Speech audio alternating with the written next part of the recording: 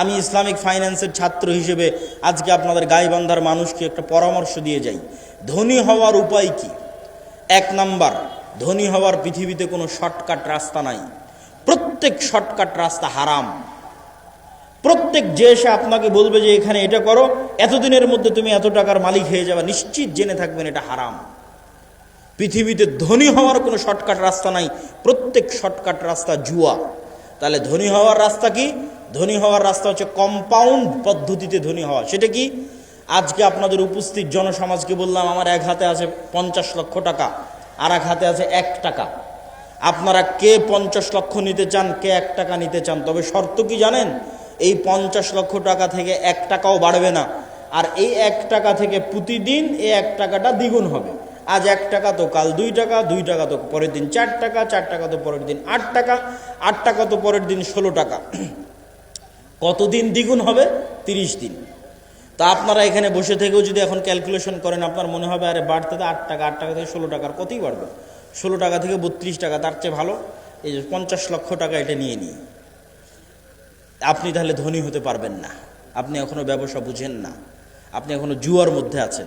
মনে করতেছেন ব্যবসা মানে মনে হয় জুয়া, যে একটা গেম খেলে নিলাম একবারে ধনী হয়ে গেলাম। এখান থেকে উঠে গিয়ে হিসাব করবেন যে এই 1 টাকা দ্বিগুণ হতে হতে 30তম দিনে কত হবে? 1 কোটি টাকার বেশি হবে। ক্যালকুলেটরে অথবা মোবাইলে বক্তব্যের শেষে হিসাব করবেন যে 1 টাকা থেকে 2 টাকা, 2 টাকা থেকে 4 টাকা, 4 টাকা 8 টাকা, 8 টাকা থেকে 16 টাকা, দ্বিগুণ হতে হতে 30তম দিনে কত হয়? 30তম দিনে 1 কোটি টাকার বেশি হয়ে যাবে। তাহলে ধীর স্থিরভাবে টাকা বাড়তে থাকবে। এটা হলো ধনী হওয়ার রাস্তা। ধনী হওয়ার 2 নম্বর রাস্তা, ধরেন আপনাকে 50 লক্ষ টাকা দিয়ে দিলাম, যে যাও তোমাকে 50 লক্ষ টাকা দিয়ে দিচ্ছি। এখন তুমি ধনী হবা কিনা এটা নির্ভর করছে তোমার মেন্টালিটির উপর, মানসিকতার উপর। কে ধনী হবে 50 লক্ষ টাকা নিয়ে, কে ধনী হবে না বুঝেন। যে 50 লক্ষ টাকা নিয়ে গিয়ে চিন্তা করবে আরে 50 লক্ষ টাকা পেয়েছি, তাহলে 50 লক্ষ টাকা থেকে একটা গাড়ি কিনি, মোটর সাইকেল কিনি, তারপরে একটা গাড়ি কিনি 20 লাখ টাকা দিয়ে, বাড়ি করি 30 লাখ টাকা দিয়ে, আর কি করা যায়? একটা এসি কিনি, একটা ফ্রিজ কিনি, আর কি একটা টিভি কিনি। এই ব্যক্তি এই 50 লক্ষ টাকা প্রত্যেক ওই জায়গাতে খরচ করেছে যেখান থেকে আরো খরচ বাড়বে। মোটর সাইকেল কিনেছে, মোটর সাইকেলের তেলে খরচ আছে। গাড়ি কিনেছে, এই যে গাড়ি আজকে আমাদের অ্যাক্সিডেন্ট হলো, গাড়িতে খরচ বাড়বে। গাড়ির গাড়ির টায়ার নষ্ট হবে, চাকা নষ্ট হবে, ওটা নতুন করে কিনতে হবে।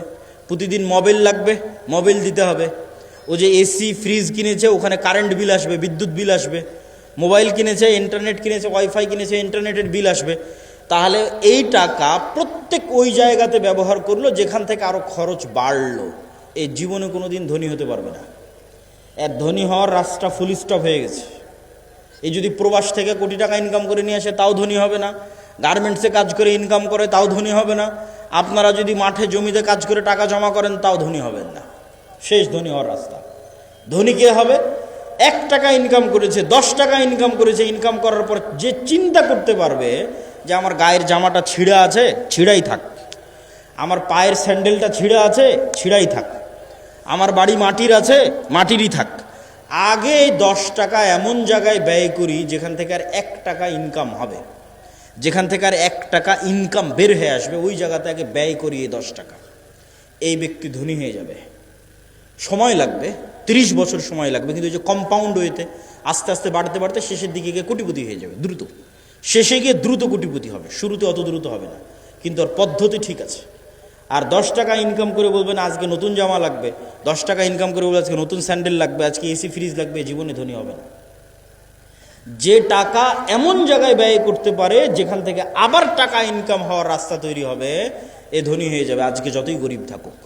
তাহলে মুসলমানদের ধনী হওয়া ছাড়া, অর্থনৈতিক মুক্তি ছাড়া গোলামি থেকে মুক্তির রাস্তা নাই। আজকের পুরো পৃথিবী টিকেই আছে ডলারের গোলামির উপর। ভেনেজুয়েলার প্রেসিডেন্টকে হাত পা বেঁধে তুলে নিয়ে যাওয়ার কারণ কি? টাকা, তেল। আজকে মুসলমানেরা মুক্তি পাচ্ছে না কেন? ডলার ভিত্তিক অর্থনীতির গোলাম।